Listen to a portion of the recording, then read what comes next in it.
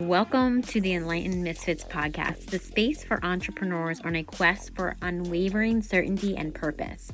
I'm your host, Lauren, and each episode is a compass guiding you through authentic conversations, unraveling the mysteries of your human design chart, and offering tools from the remarkable guest. Join me as we embark on a journey to manifest greatness and create a life aligned with our deepest purpose. This is the space where misfits find their enlightenment. Welcome to the Enlightened Misfits podcast. Welcome back to the Enlightened Misfits podcast. I'm your host, Lauren, and in today's episode, I have an amazing guest with us today. This is Paula. She is the grief guru. So Paula, can you share a brief overview of your personal journey from being a suicidal abuse survivor to becoming a grief guru?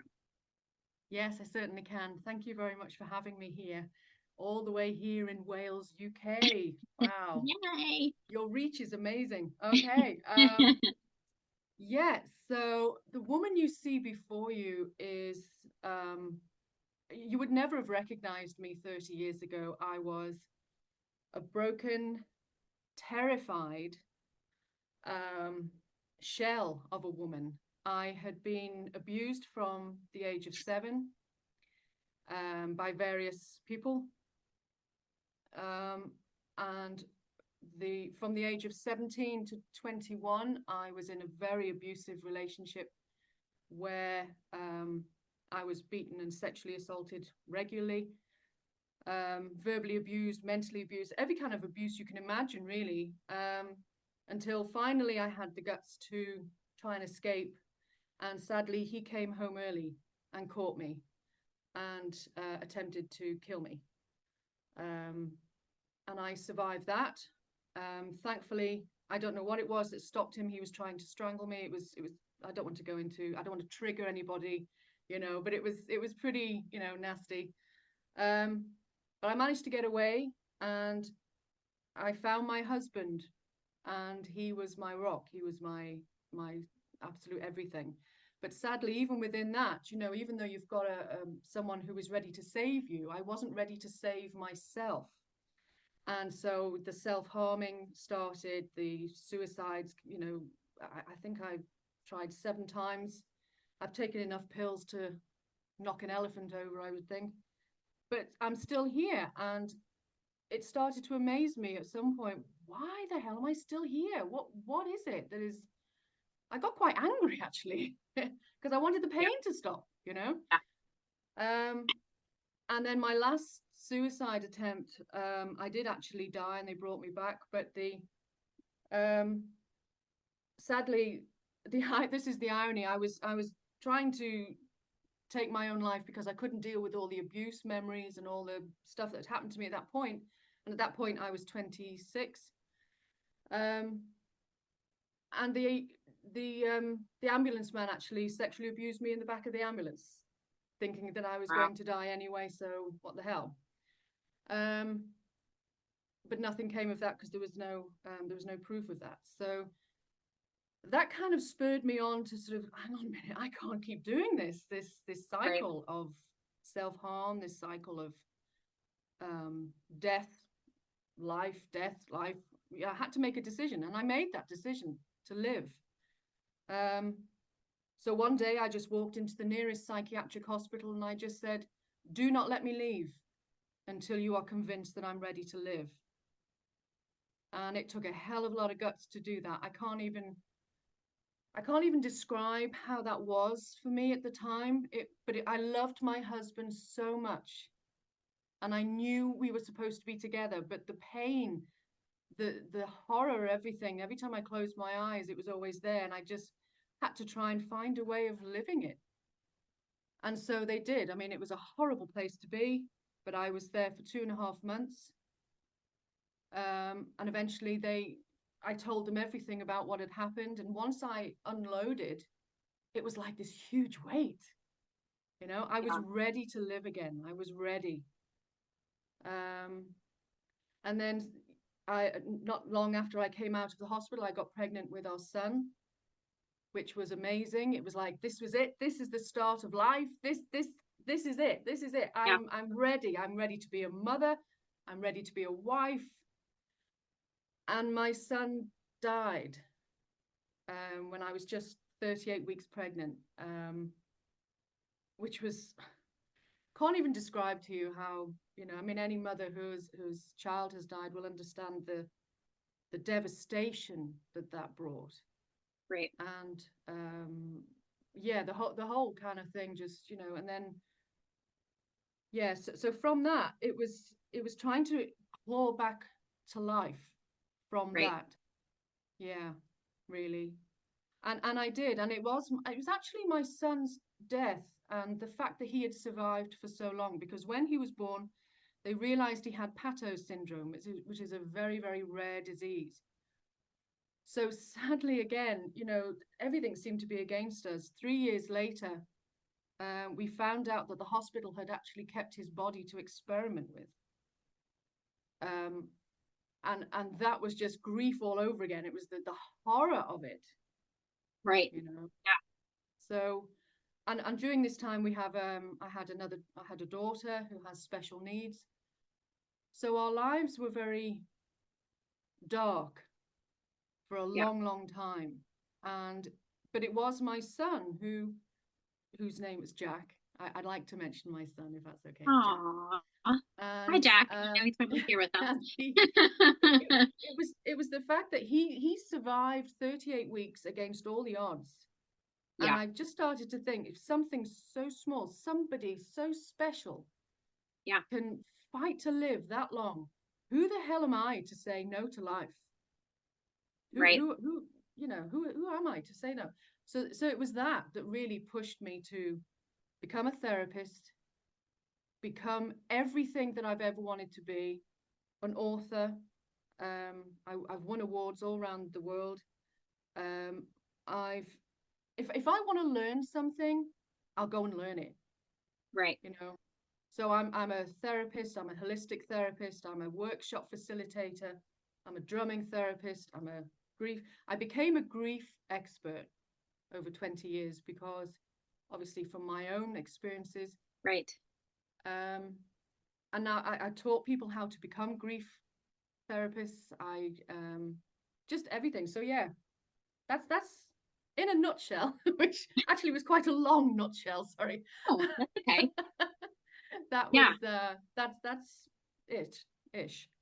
Yeah. I was going to say, thank you so much for being vulnerable and sharing that with us. I know that can be hard, especially because even though that you've healed through that or you've worked through that, it doesn't ever make it easier. um, you know, just being empathic as I am, I could feel your pain, even though I have a different experience. I never really realized that it was grief for me. It was all, that pain. And it's just like that, I've had multiple near death experiences, triggered by myself.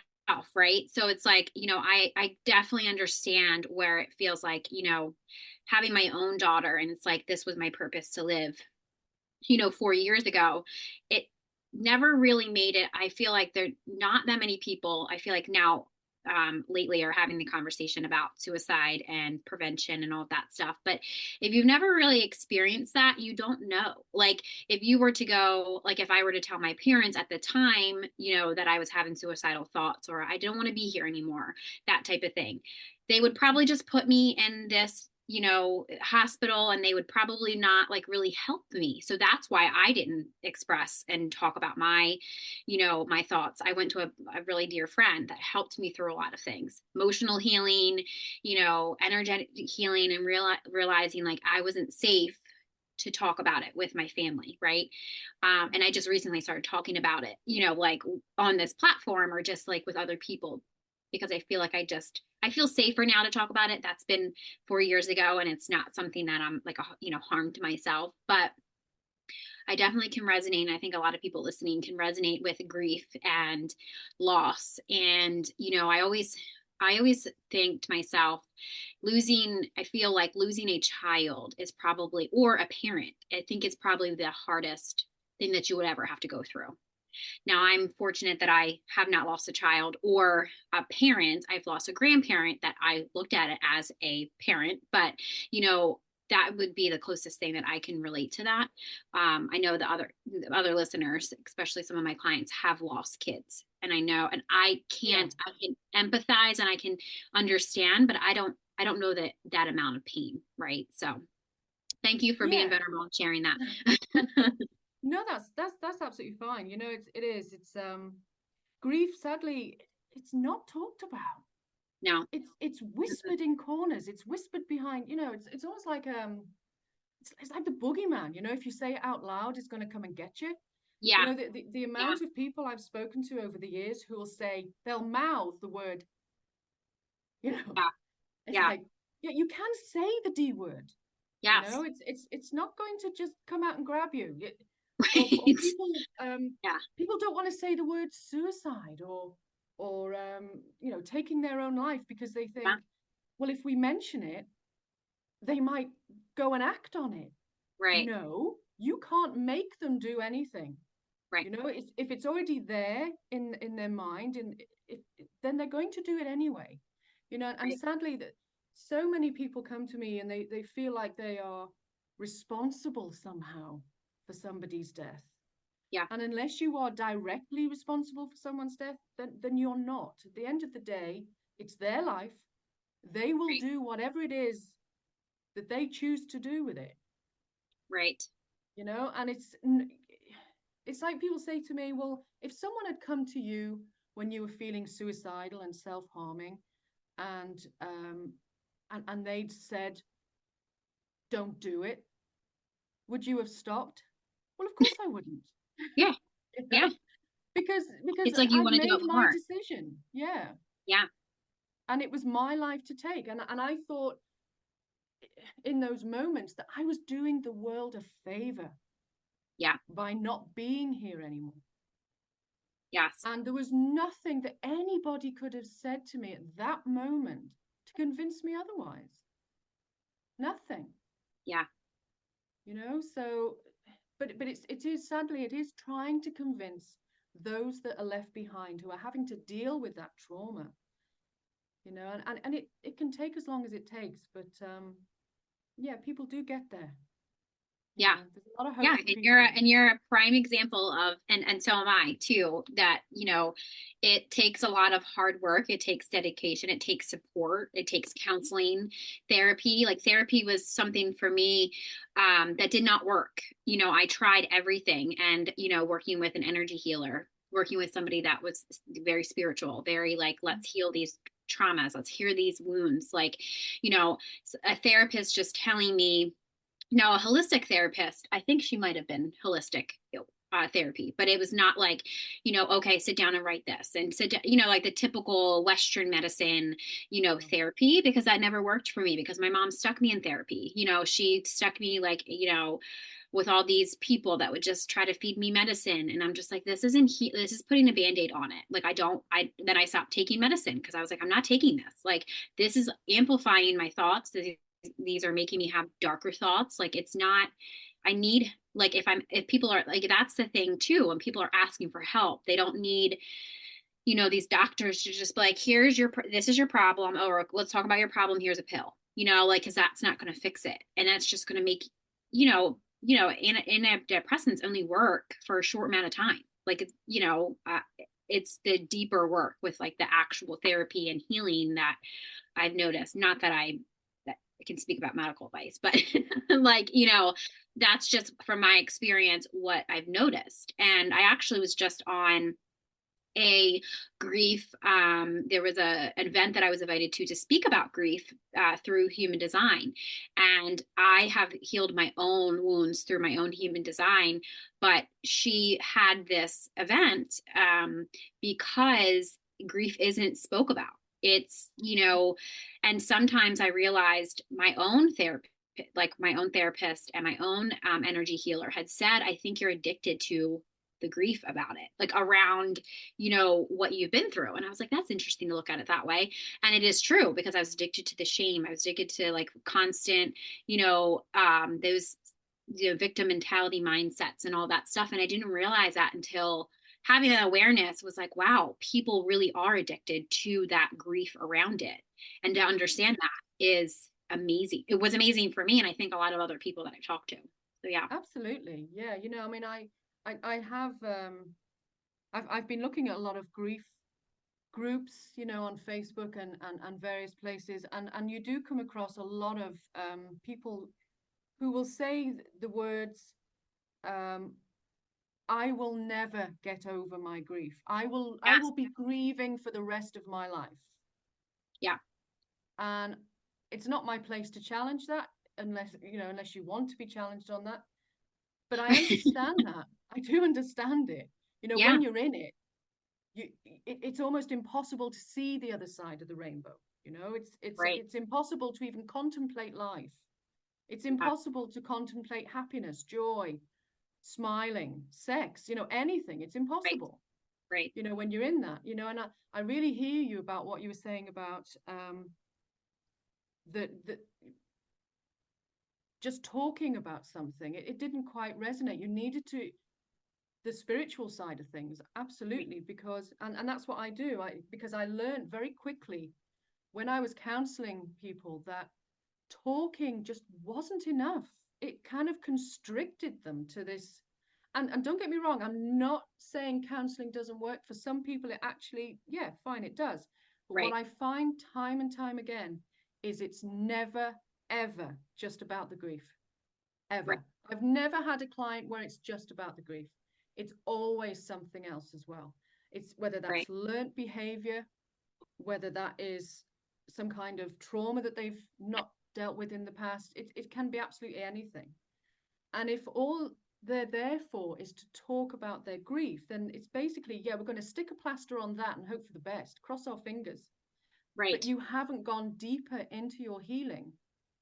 So I started doing things like incorporating writing with my clients, incorporating phototherapy, I'm a drumming therapist, so I'd incorporate drumming therapy.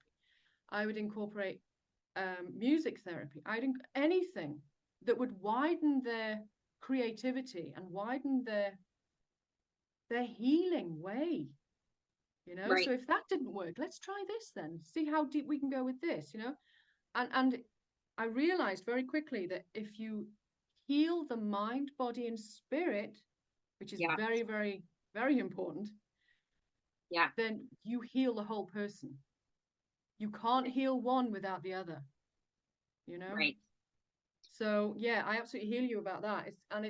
It's great that you found your own way there, that your own intuitive way of and that sounds absolutely amazing. Yeah. Yeah, it's been a very interesting journey. Lately I feel like with my own healing, because I often thought of like, if I just get to this place, you know, I'll feel better. And it Yeah. was like years went by and I was like, I just feel so unfulfilled. And then you could tell in my body, I lost a lot of weight. And I liked how I looked on camera or, in a picture, but I knew that I could look in my eyes and say, gosh, that girl looks so sad still. And it was like, I was still, I was, my business was successful. Anything, my daughter was healthy, but my mental health wasn't.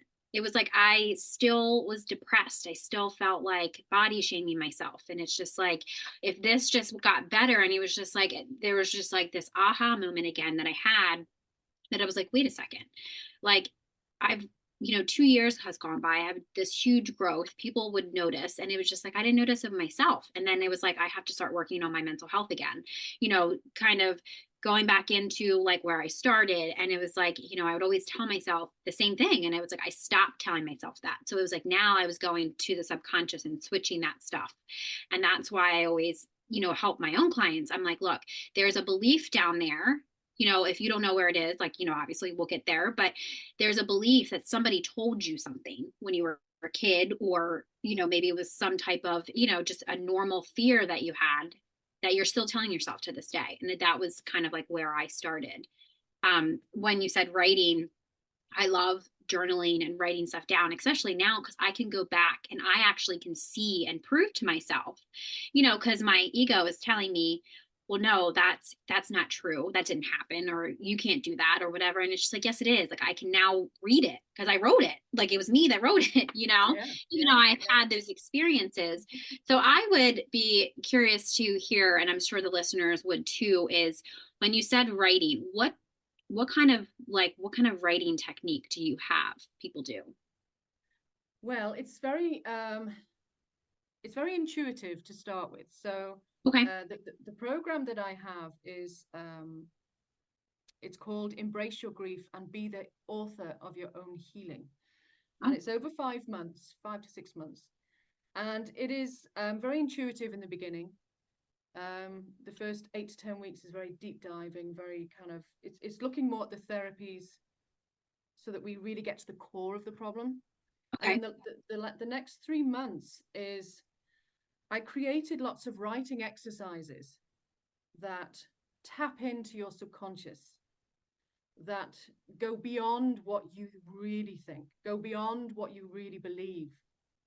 Yeah. And we always move from the head space down to the heart space where you get the true answers, Right. you know, Yeah. because our head Yeah. is the worst enemy.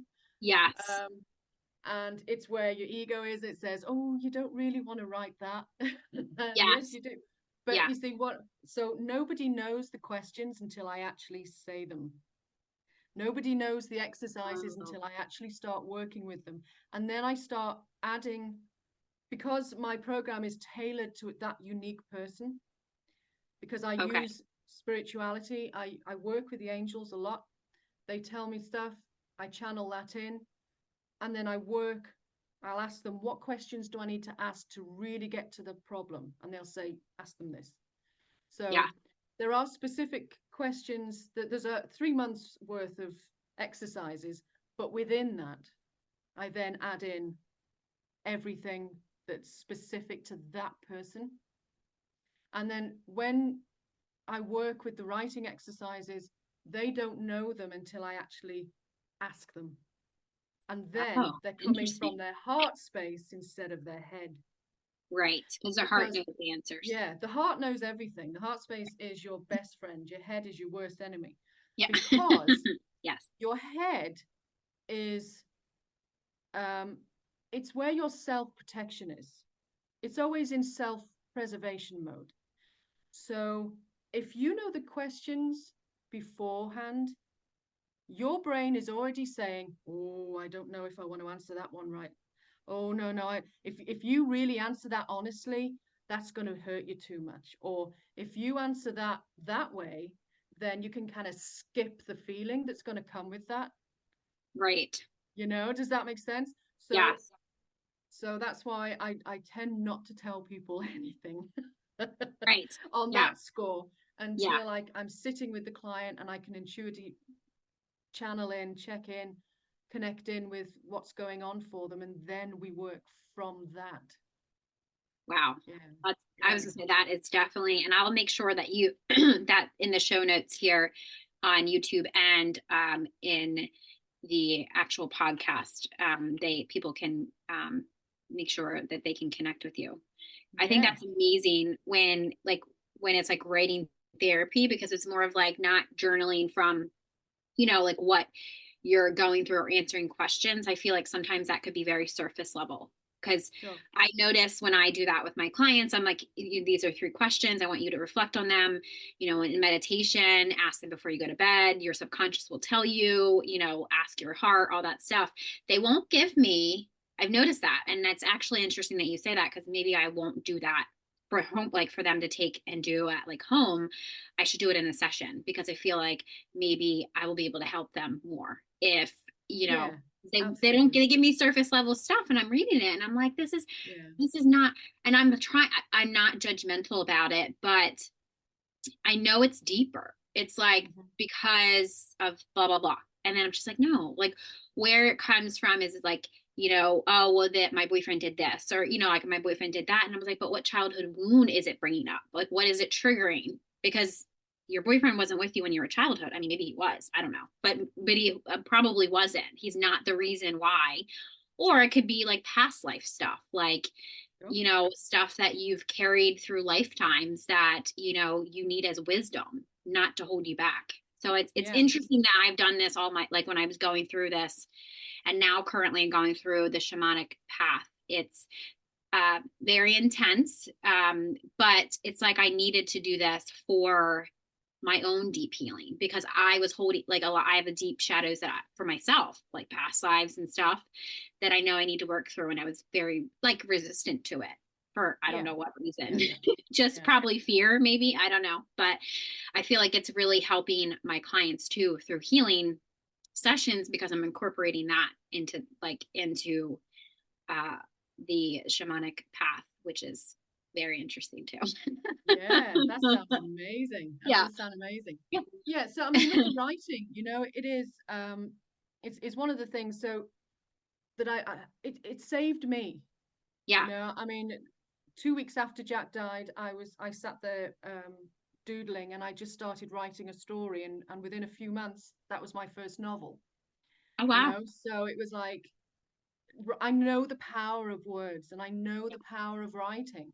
So that's what I wanted to offer my clients, is that you're going to work with me over 5, 6 months.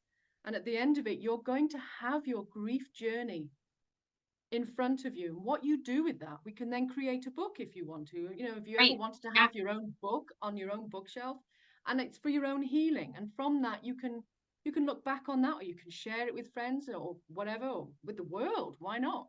You Right. know? Yeah. I mean, that's actually what I'm doing at the moment. I've actually been asked to become one of 100 Voices for Women, to Oh, write my wow. memoirs. So, Awesome. That's so exciting. so I'm actually doing what I offer my clients. I'm doing that. So because I know how brilliant writing is. Yeah. If you can get it out of your head and get it out on paper, you can work with that. Yes. You can heal with that.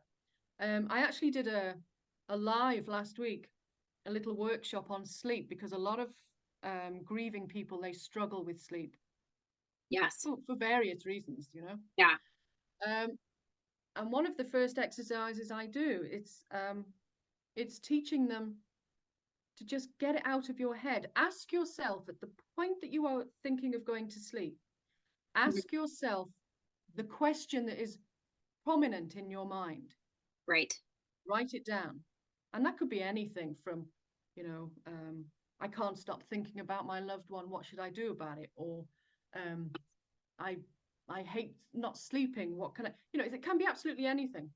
And then for 10 minutes, set a timer for 10 minutes and write. Just move the pen across and just allow it to flow. Yes. Now, people say to me, I was asked quite a lot of questions last week about, well, why don't you just let it flow until it finishes? Because after about 10 minutes, you'll start to go up and back into your brain. Yes. Yeah. Yeah. You start to think about it. You start to, oh, maybe I shouldn't have said that. Oh, maybe I can add this. No, no, no, no, no. You've gone back into your head then. Forget that. As soon Yeah. as you start thinking, oh, I should add that, stop. Yeah. Yeah. Yeah. Get Yes. it out of your head. And then I talk them through some gentle exercises. And then I offer them a half-hour meditation. And people have been coming back to me all week going, oh my God, I've had the best sleep ever. Yeah. Yeah, because you got it out of your head first.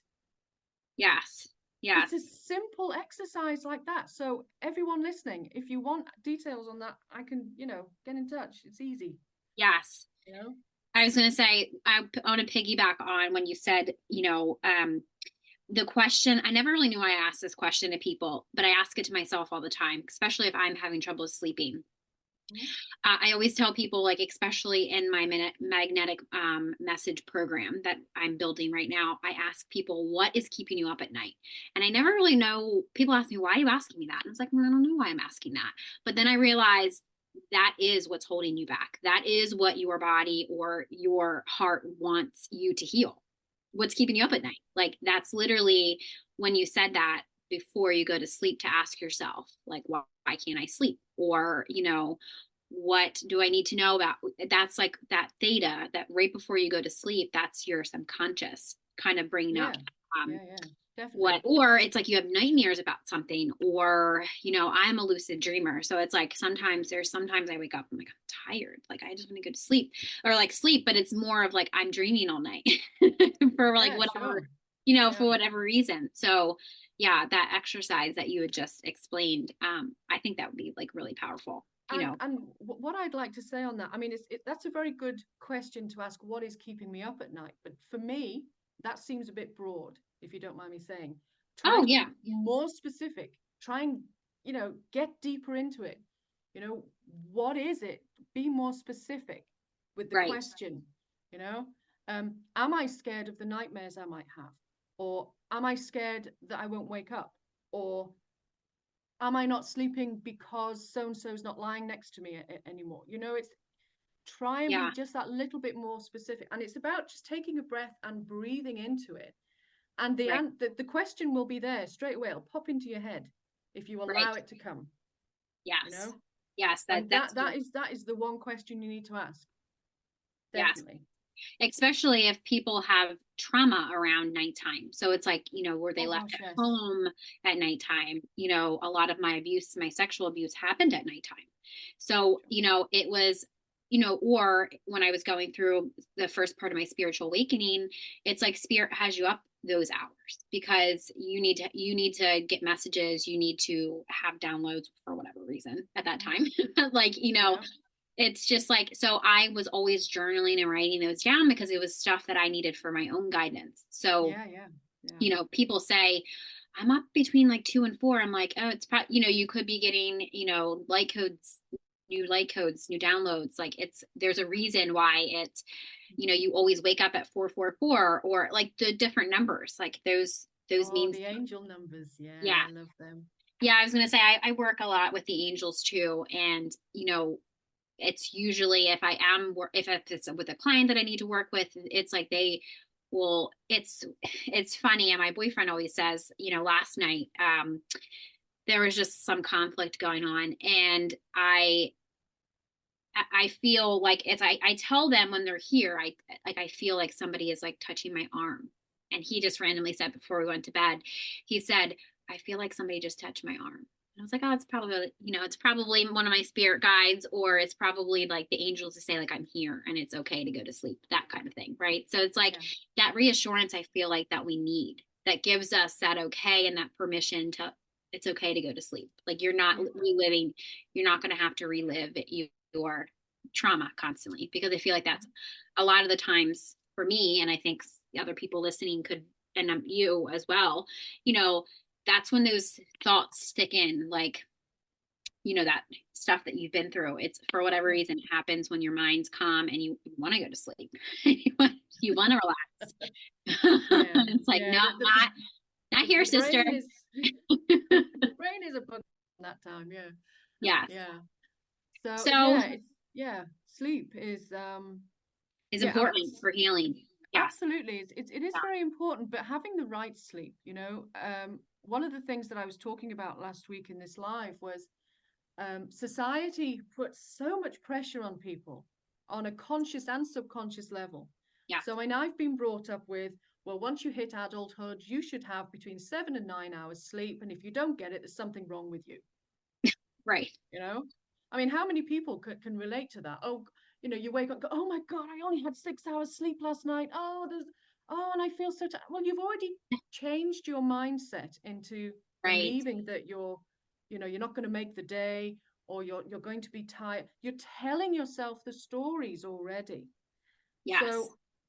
So change that. Change it to, whatever sleep I have is good for me. My body will work out what it needs. Right.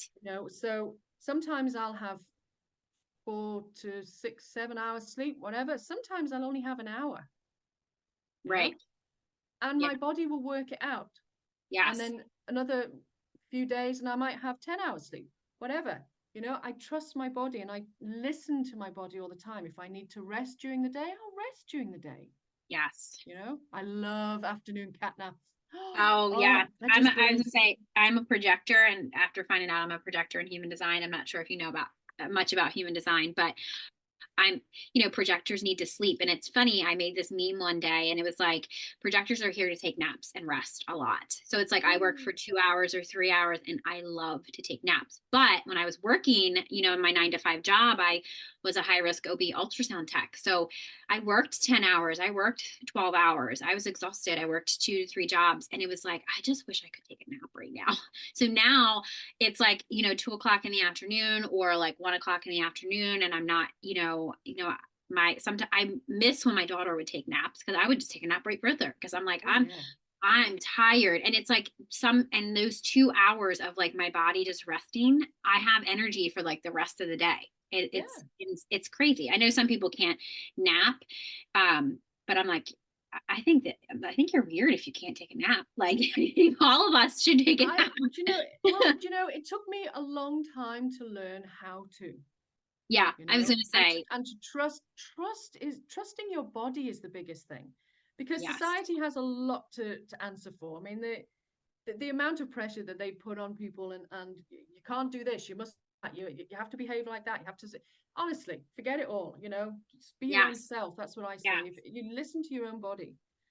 And I say to people, because people will say to me, well, I work a 9 to 5, or I work a 10-hour shift, or I work.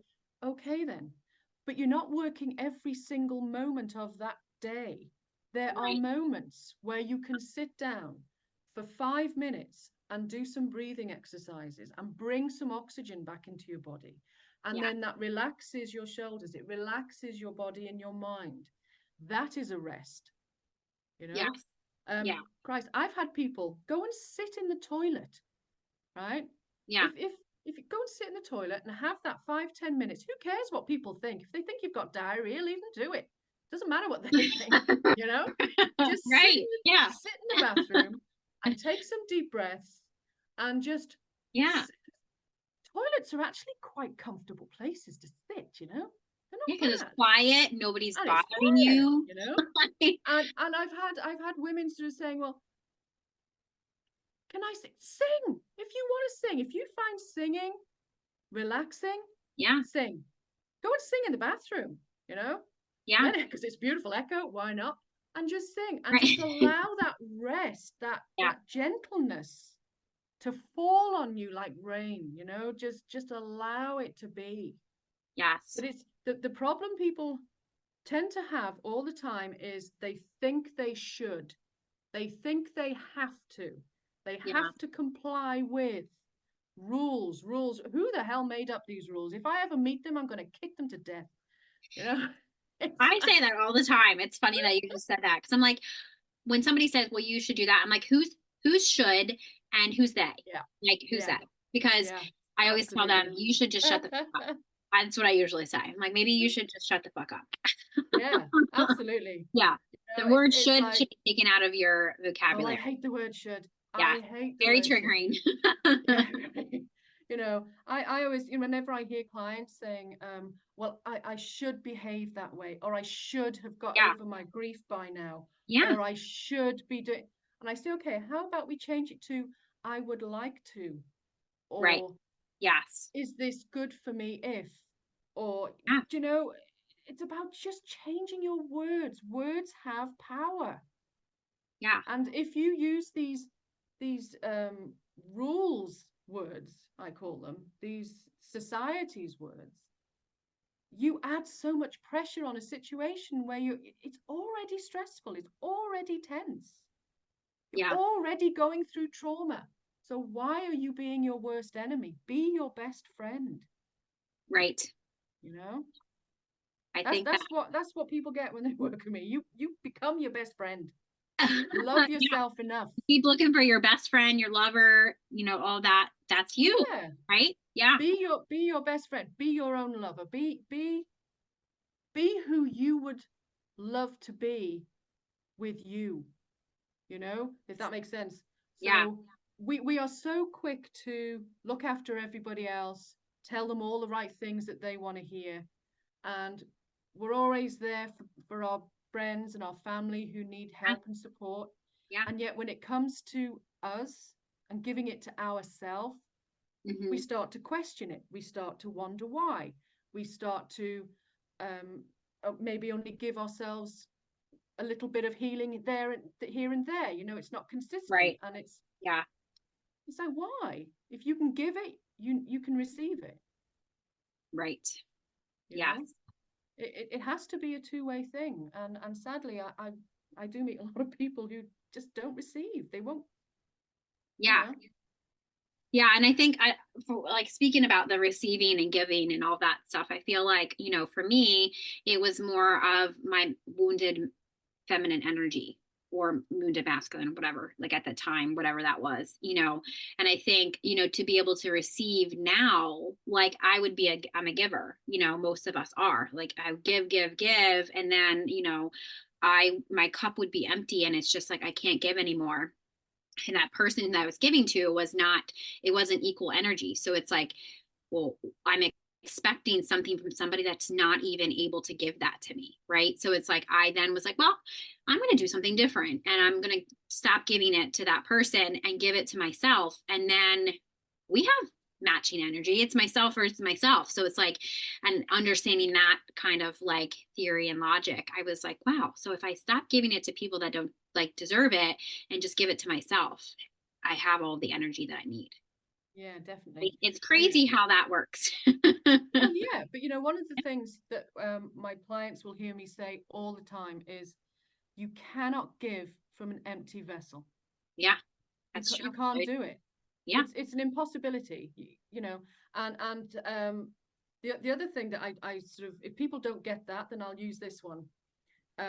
Imagine yourself on a plane, and the plane's got a few problems and all the oxygen falls down. Yes. And Yeah. you start giving the oxygen to everybody else. Yeah. What's happening to you? Right. Yeah, I mean, you're going to go unconscious. Yeah. You've got no oxygen. Right. So you're gone. You're finished. While everyone else is okay. Yeah. That's not how life works. You have to look after yourself. You have to love yourself first, and Right. then you can send the love and the healing and looking after everybody else. Yeah. And sadly, within grief, people are trying to still give the oxygen away to everybody else when they need it first. Yeah. Because we as mothers, obviously, if our child was in danger, we're trying to save them first. But right. If we haven't saved ourselves first, we can't save them. Right. If that makes sense. Yeah. I love I'm sorry, go ahead. Yeah, no, go on. I was going to say, I love that the example of the oxygen.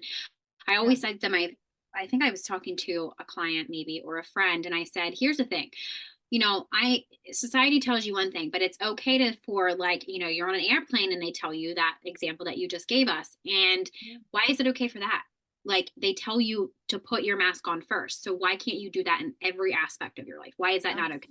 Like, why is society like telling you that's not okay? You got to do everything for everybody else, your employer and this and that. And it's just like, no, I'm going to put my oxygen mask on first. And then I'm going to, if I have time or if I have the energy, I'm going to do it. So absolutely. Nobody else knows that answer. It's like when I ask that, I'm there, I don't know. Like, because it's not true. Like, that isn't a truth that you need to ever go by. The truth is, you just need to worry about yourself and then let that person work. If you want to help them, then help them. If you don't, fine. They'll figure out a way to help themselves. Right? Most of the time we do. Yeah. The thing that I find is that what is right for you is right for everybody else. Right.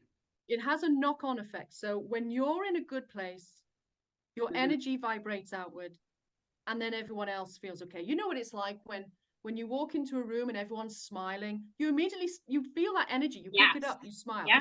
A smile goes a long way. Is absolutely true. Yeah. So that's what I try and teach my clients, is that if we can get you to a place of feeling good and raised vibration, high vibrational, and you're healing, then that will have a knock-on effect. The positivity will have, it'll radiate outward. So then you can start looking after everybody else if you feel that you still need to. But the problem that people come up with all the time is the first word they use is, well, isn't that selfish? Well, where did that come from? Who decided that? Looking after yourself and allowing your own healing is somehow selfish. Or the other one I get is, well, if I grieve too long, then somehow that's, it's not fair on everybody else. Who decided that? Yeah. Yeah. Yeah. You grieve as long as you need. The problems come if it becomes complicated, but that's something else. That's way down the line. Right. If if you're not dealing with your grief, then yeah, we need to have a chat. But Right. Yeah. the stuff that people come up with to make excuses for not healing is outstanding. Yeah. Yeah. I mean, forget about the fact that people won't invest in their own health. That's something else that I Right. come across a lot. But the main thing is they won't invest because they don't feel their worth, that they don't Yeah. recognize their worth. And Yeah. because society has put in all these invisible rules around grief, they seem to have this time frame, which I love to know who came up with this one. Grief is roughly between 3 months to a year. Anything after that, there's something wrong with you. Yeah. Well, not really, you know. Um, it comes down to what kind of grief and what kind of therapy, Right. what kind of support you've got and stuff like that. Right. Yeah. But what I come across a lot from people is their employers will say things like, well, it's been 4 or 5 months since so and so died. You should be over it by now. I love that one. Over it by now. Right. It's not a style to get over. It's not a date. Yeah. Yeah. It's an emotion. Yeah. It's a loss. It is a physical, emotional, mental loss.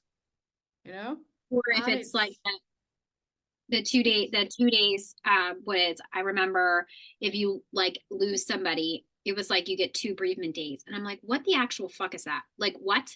So yeah, you have 2 days yeah, to go to the funeral and maybe see somebody, and then you have to go back to work, and I'm like, what? yeah, So that's why I'm glad that they started in the United States. They started doing like short-term, they saved your job. You didn't get paid for it, whatever, but they yeah, saved your job for the 3 months, because not that 3 months, if you need to take off that much, or at least if you need to take off some days and not it be penalized for it. I do like that they started the FMLA, just because you can still work, but there's some days that you can't. And sometimes it's so paralyzing as trauma that you might need to seek outside help, or you need to go to, whatever. And I do like that, but it always killed me, like, especially when my grandmother died. I was in school, and it's like I couldn't miss so many days, and I was just like, this doesn't make any sense to me. And I would always ask my mom, why is this like this? And she's like, it's just the way it is. And I was just like, this is so wrong. Like, this is so wrong on every level. It's just so wrong. It doesn't make and that's sense. it. Yeah, I mean, we've kind of come full circle, isn't it? It's like Yeah. people do not talk about grief. So, Yeah. and it's an inevitable thing that's going to happen to everybody. Yes. Everybody dies. Yeah. And the first grief that you will experience is usually as a child. It could be your first pet or a grandparent or a friend or whatever. And then when you move into adulthood, it could be anybody, but still nobody will talk about it. So when it happens, no one knows how to deal with it, especially employers. And in the UK, again, you're given, I think it's 3 days. Okay. But people can't afford to have time off, that they're not being paid for it. So they have to go back to Right. work. Yeah. When our son died, thankfully, my husband was working for a decent company who gave him 2 weeks off Oh, paid. good. Oh, good. But Yeah. even 2 weeks, I mean, 2 weeks for Yeah. a dead son, that was nothing. And he Yeah, wasn't offered any therapy or anything like that. It was right, 2 weeks and you've now got to act normal. right. But that's a hell of a lot of stress for somebody, Yeah. for anybody. And I come across these stories all the time, and it's terrifying. Yes. What people are having to deal with, putting on this face, that, and trying to act normal, whatever that means, during the Yeah. day. And then the employers are wondering why they can't be that. Why? I mean, I'll tell you a story of a wonderful thing that happened a few years ago. There was a woman, her husband had died, and she was given, I think it was up to 3 weeks off work. And when she went in, the employer took her to one side and said, look, we know we've only been able to give you 3 weeks off. We know that this is going to be difficult for you. There was an old storeroom or something somewhere within this factory, and they'd cleared it out and put a few seats in there and said, look, if you need time out, you can go to that room. Just let Oh, us know wow. where you're going so we know where you are. Right. Yeah. And bless them, bless their hearts. I mean, they looked after her, and then someone else died, and it became known as the grief room, which they Oh, couldn't go and hide in all day, but they could go and have some time out if they were crying and they needed, to take some yes. deep breaths. They could Yeah. go in there and do it. And I thought, why can't other companies do this? Yeah. All it takes is a little bit of compassion around grief and realizing that grief is going to hit every single person at At some point. whatever time, it doesn't matter whenever it's coming. I used to, Yeah, that's yeah. when I used to work and I had, my own ultrasound room. We all had, each technologist had their own room. There are so many times that I would literally break down alone in my room, and then I would have to go get a patient, and it's like my face was all red. It was just like, what's wrong? And it's just like, I never really, and my lead tech she kind of knew what was going on. I did tell her, this was when I was going through my divorce, and, I was in therapy at the time. I would do, there are sometimes we had an hour break sometimes if we got finished, and I would take a nap, or I would have my therapy, or it's like I would go for a walk, or I would just sit and do whatever, like I would not do work, but it would just sit and do like whatever. And I feel like, the partners of the practice were very understanding. They, when I left to go move across the country, that kind of failed have to come back, they were just very supportive, asking me if I want my job back. And it was like, what, I need to go a different path. Like, it's like I kept avoiding myself. I was like thinking moving across the country was going to solve something. It was like, no, it's not going to solve anything. I'm still going to have to deal with myself, so it's like, you know, amazing how, people listening to this probably that actually still work there probably like, that is so, like, they don't probably feel that way. But for me, it was like they always had a special, like, the partners had a very special place in their heart for me for whatever Yeah. reason. And, knowing that I was trying to do my best, came to work, never, acted. I had to put this face on that I was fine. Obviously they knew I wasn't, but, it was just like, I just tried my best, and it was exhausting. Like, Oh to the gosh, point yeah. that, like, I would come home to just my daughter or just being by myself, and it was just like, it was exhausting. And I'm glad that, that shifted, because, sometimes you come home to nobody, so it's like, it's just yourself. And it's just like, if you don't fix that, you're going to have to still deal with yourself. It's like, Yeah, you can't yeah, run out. There's absolutely. only so much avoiding you can do when it comes to that. Yeah, I mean, and that's it. I mean, I think I salute the people, that if you've got a good boss and good employer who has compassion, then Yeah. that's amazing. And that helps a hell of a lot when you're going through grief. Yes. Because Yeah. as you've just said there, grief is exhausting enough. Yes. Having to pretend that you're okay is, oh, it's debilitating. It's awful. Yes. Yeah. There's people now, they're just like, you say, I'm okay, or I'm not okay, but it's okay to not be okay. Right. But, it's, for me, I could never hide it. It was like something that it's like I wore it all over my body. I wore it all over my face. And it was just like, I'm just trying to get through these 10 patients that I have to do. And, it's just like, they were going through stuff too. So I had to kind of put my stuff on hold and be this person for them. I had to, if they were, these clients or these patients that, came to us were high risks. There's something really life threatening. They were high risk, the child, like the baby. So it's like, I had that compassion for them too. And, there's a couple times when I got the body chills when you had talked about Jack, because there was 2 times in my entire 12 years of doing ultrasounds was when I had found a stillborn. There's no Yeah. heartbeat. It was Yeah. a full grown baby that, and it was like that, the side of me, having to the mom coming in every week and showing the heartbeat, to then me getting anxiety because I'm like, there's no heartbeat. And I'm not the tech. I had enough experience that I was not the tech that's going to leave this person in the room and not tell them and go get the doctor. Now at my practice, you were allowed to do that. Like, you were allowed to tell them, I just said, here's the heart, and it's not, there was a way that I said it, and I would say, I'm not going to leave you, but I just need to go. I need to go yell for the doctor. I'm going to stay here with you, so you're not in the room by yourself. Like, now what, and I feel like that feeling, when you had talked about that, it was like, it brought me back to that day. I remember standing at my machine and doing that ultrasound. It was like somebody that I seen weekly. And it was just devastating, to the point that, like, I was holding her. She was on the floor crying. Obviously our doctor is very compassionate, very, this is what we need to do, all that stuff. So yeah, it's crazy to, having to, hopefully wherever the doctor that you had was very supportive of you when that happened. Cause I definitely haven't experienced that 2 times actually. Yeah, the doctor was okay. The nurses were better, they were more compassionate at the time. Yeah. But once I'd had Jack, he was whisked away. I managed to hold him for 10 minutes before he was whisked away. I never saw him again, even though I begged them to let me have him. Yeah. And all I was told was, well, you're young enough, you'll have another one. Oh. That was it. That I wasn't offered anything, no support, no nothing. Oh, wow. Which was another thing, which was why that spurred me on to say no other woman should have to go through this alone. Yes. Yeah. They're supportive. Yeah. They're very, they'll be like, they're very, like, they have a whole team for postpartum and stuff for that. They're very, because I actually had very, very severe postpartum depression.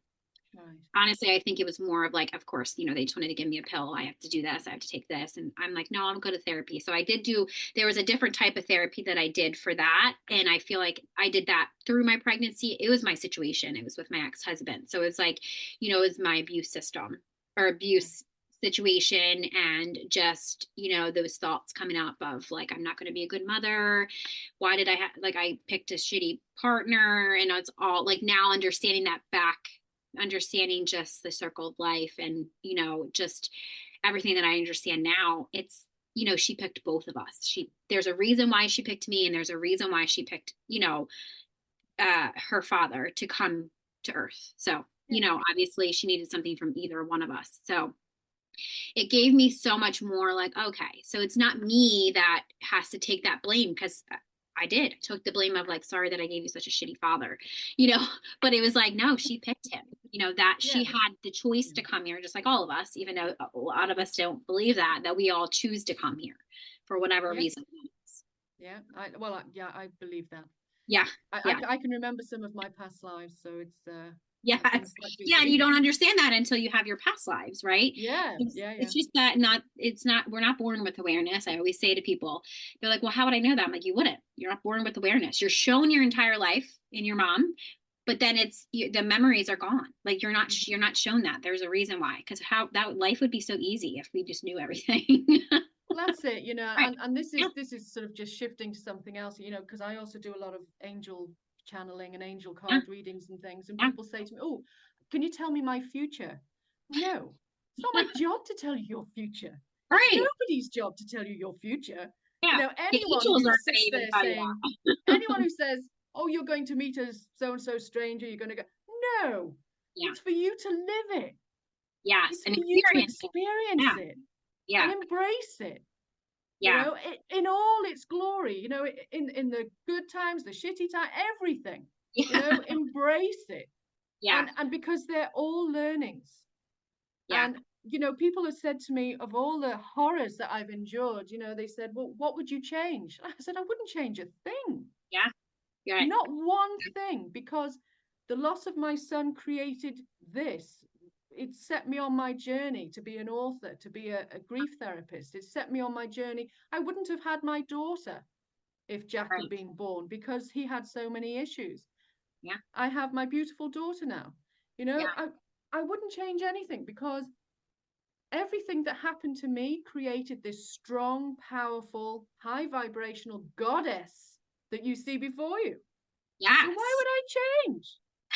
Hell right. no. I love that. I love that so much. So as a grief guru, what advice would you give somebody who is currently struggling with grief? I know we talked about this before, but with grief or loss. Okay, well, it's very important that one, you forgive yourself. That's your first thing. Forgive yourself for however you're going to react, for however you're going to behave, however you're going to think. People are so harsh on themselves when they're grieving. That's their first thing. So forgive yourself straight off the bat. And then it's about allowing the emotions to come. And they're not always going to be easy to ride, but allow them to come. Don't try and hold them back. Yes. If you have to sort of say, just hang on a minute, I need time to go and just cry my eyes out for 5 minutes, then you go and do it. Go and find space. Even if it's, do you know what I do sometimes? I sit in my car, put some music on loud and scream. I need to do that. Fine, go and do it. And then if you can, talk about it. Talk to somebody, whether that's a therapist, me, or whether that's a good friend, or whether that's a family member, or whether that's a work colleague. If they can actively listen to you without trying to tell you advice, and just sit there and be your mirror or whatever it is that you need, then that's great. Find that. And if some people like to go to group therapy, that helps a lot of people. But it's about reaching out. Being proactive in your grief is very important. Don't just sit in the corner rocking yourself to death and hoping it's all going to go away. It's not. You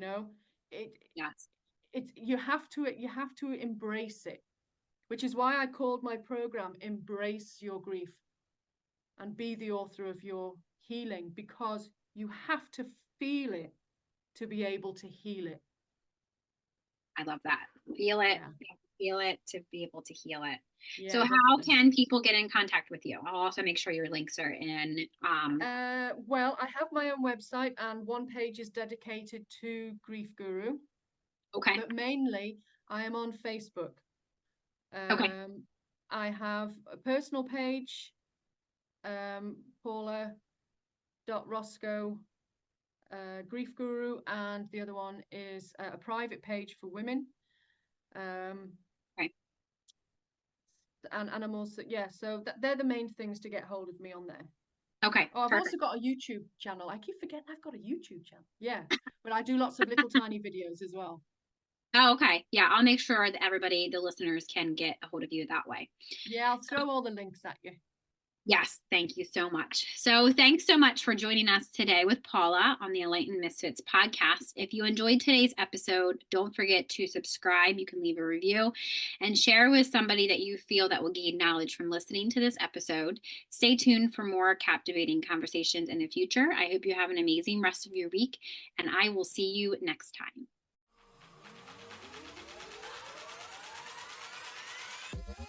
Thank you for joining us on another enlightening episode on the Enlightened Misfits podcast. If you resonate with this conversation and found it insightful, don't forget to subscribe, rate, and leave us a review. Your feedback fuels our mission.